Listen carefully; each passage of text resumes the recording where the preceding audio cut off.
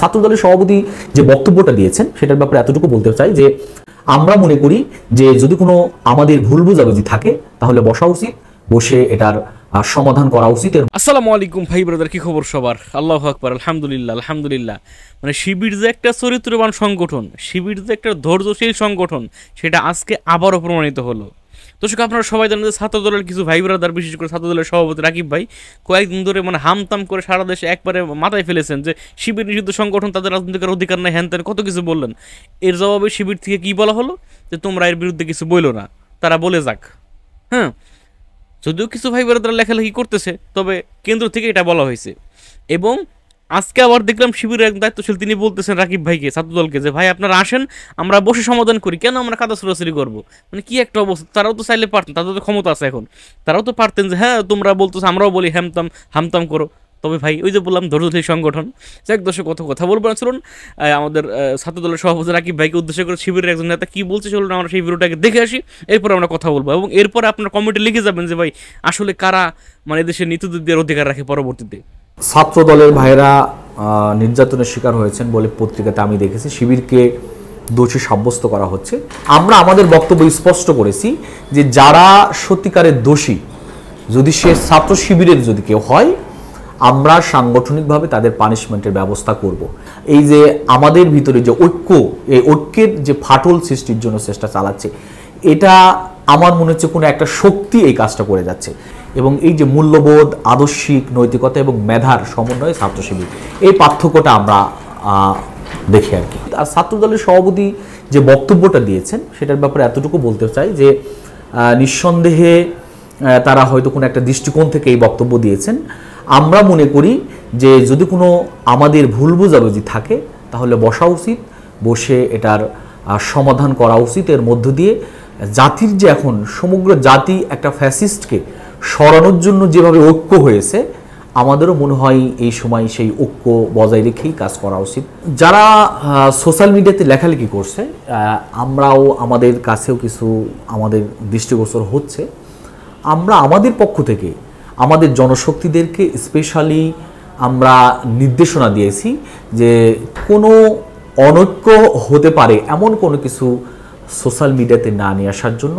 কিছু বিষয় আছে যে অপ্রীতিকর হচ্ছে, বিশেষ করে কোনো ব্যক্তিরা অতি বাড়াবাড়ি করতেছেন। আমাদের জনশক্তিরা যদি এরকম করেন, আমরা তাদেরকে এ ব্যাপারে সাবধান করার চেষ্টা করছি এবং এই জায়গা থেকে বিরত থাকার জন্য চেষ্টা করছি।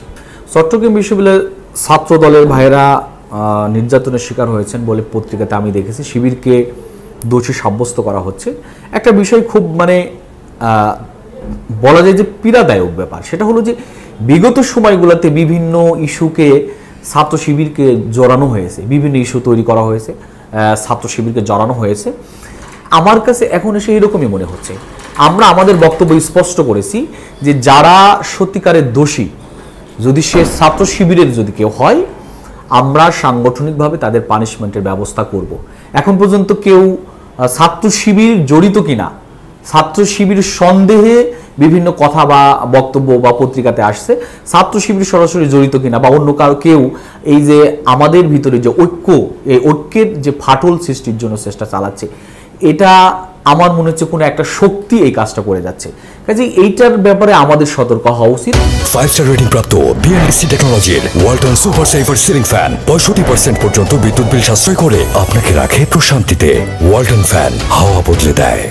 এই জায়গায় আমি বেশ কয়েকটা কথা বলতে পারি যে ছাত্র শিবির এবং অন্যান্য ছাত্র সংগঠনের ভিতরে প্রথম পার্থক্য যদি বলি তাহলে আদর্শিক পার্থক্য আছে, এটা একটা বিষয়। দ্বিতীয় হলো যে নৈতিকতার পার্থক্য আছে। যারা ইসলামী ছাত্র শিবির করেন তারা নৈতিকভাবে সুস্থ এবং শক্তিশালী, এবং এটাও বলতে পারি যে ইসলামী ছাত্র শিবির যারা করেন তারা মেধাবী। এবং আমরা আমাদের সংগঠনের যারা করেন, প্রথমত তারা নিরেট ছাত্র, দ্বিতীয়ত হলো যে নিঃসন্দেহে মেধাবী। এবং এই যে মূল্যবোধ, আদর্শিক নৈতিকতা এবং মেধার সমন্বয়ে ছাত্র শিবির, এই পার্থক্যটা আমরা দেখি আর কি। এরকম মিল অমিল হতে পারে, বিভিন্ন ব্যক্তি বিভিন্ন চিন্তা লালন করেন, তবে প্র্যাকটিসিং মুসলিম হিসেবে যারা যত বেশি প্র্যাকটিস করেন ইসলামকে, তাদের সাথে আমাদের সম্পর্কগুলো তত বেশি ভালো, এটাই আমরা মনে করি। এবং যদি কোনো মিল অমিল থাকে, এখনই সময় যে আমাদের ভিতরে একটা সৌহার্দ্যপূর্ণ ঐক্যবদ্ধ সম্পর্ক হওয়া উচিত।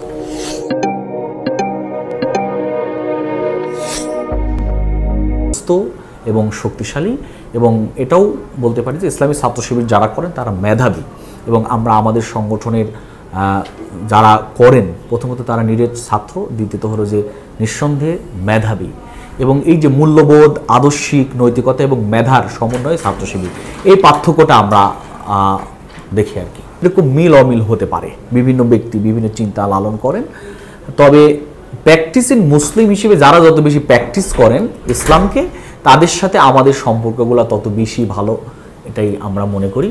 এবং যদি কোনো মিল অমিল থাকে, এখনই সময় যে আমাদের ভিতরে একটা সৌহার্দ্যপূর্ণ ঐক্যবদ্ধ সম্পর্ক হস্ত এবং শক্তিশালী, এবং এটাও বলতে পারি যে ইসলামী ছাত্র শিবির যারা করেন তারা মেধাবী, এবং আমরা আমাদের সংগঠনের যারা করেন প্রথমত তারা নিরেট ছাত্র, দ্বিতীয়ত হলো যে নিঃসন্দেহে মেধাবী, এবং এই যে মূল্যবোধ, আদর্শিক নৈতিকতা এবং মেধার সমন্বয়ে ছাত্র শিবির, এই পার্থক্যটা আমরা দেখি আর কি। এরকম মিল অমিল হতে পারে, বিভিন্ন ব্যক্তি বিভিন্ন চিন্তা লালন করেন, তবে প্র্যাকটিসিং মুসলিম হিসেবে যারা যত বেশি প্র্যাকটিস করেন ইসলামকে, তাদের সাথে আমাদের সম্পর্কগুলো তত বেশি ভালো, এটাই আমরা মনে করি।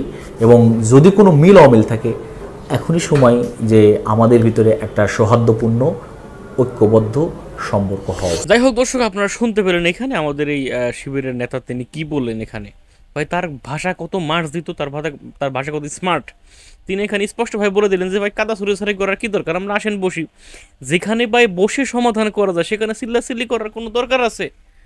এখানে তার কোনো একটা মানুষকে কেউ মাইরে ফেলায় নাই, হ্যাঁ, যে এখানে বসে সমাধান হবে না, কারণ মানুষ মেরে ফেললে তার জীবন আপনার ফিরে আনা যায় না, তাই না? এখানে তো ভাই একটা ভুল বোঝাবুঝি হয়েছে, এখানে আমরা বসে সমাধান করি, এখানে হামতাম করার চিল্লাচিল্লি করার কি দরকার ভাই? আপনারা কয়েকদিন আগে আপনার একসাথে মাঠে নেমে সরিয়াসারি বিদায় করলেন, এখন আবার কারাগারে শুরু করে দিচ্ছেন, মানে কি একটা অবস্থা। একদম ছাত্র শিবির এবং ছাত্রদল উভয়কে বলি যে ভাই আপনারা কাদা ছড়াছড়ি করেন না, আপনারা কাদা ছড়াছড়ি করলে আমরা বিভ্রান্ত হই, আমাদের যুব সমাজ বিভ্রান্ত হয় এবং দেশের মানুষ বিভ্রান্ত হয়, কনফিউজ থাকে। যাই হোক দর্শক, আপনারা আপনাদের মত লিখে যাবেন কমেন্টে, আসলে ভাই এখানে দোষ কার কি। ভালো থাকবেন, সুস্থ থাকবেন, এরকম আরও ভিডিও পেতে আমাদের ইউটিউব চ্যানেলটি সাবস্ক্রাইব করবেন। আসসালামু আলাইকুম। কারাগারে শুরু করে দিচ্ছেন, মানে কি একটা অবস্থা। একদম ছাত্র শিবির এবং ছাত্রদল উভয়কে বলি যে ভাই আপনারা কাদা ছড়াছড়ি করেন না, আপনারা কাদা ছড়াছড়ি করলে আমরা বিভ্রান্ত হই, আমাদের যুব সমাজ বিভ্রান্ত হয় এবং দেশের মানুষ বিভ্রান্ত হয়, কনফিউজ থাকে। যাই হোক দর্শক, আপনারা আপনাদের মত লিখে যাবেন কমেন্টে, আসলে ভাই এখানে দোষ কার কি। ভালো থাকবেন, সুস্থ থাকবেন, এরকম আরও ভিডিও পেতে আমাদের ইউটিউব চ্যানেলটি সাবস্ক্রাইব করবেন। আসসালামু আলাইকুম।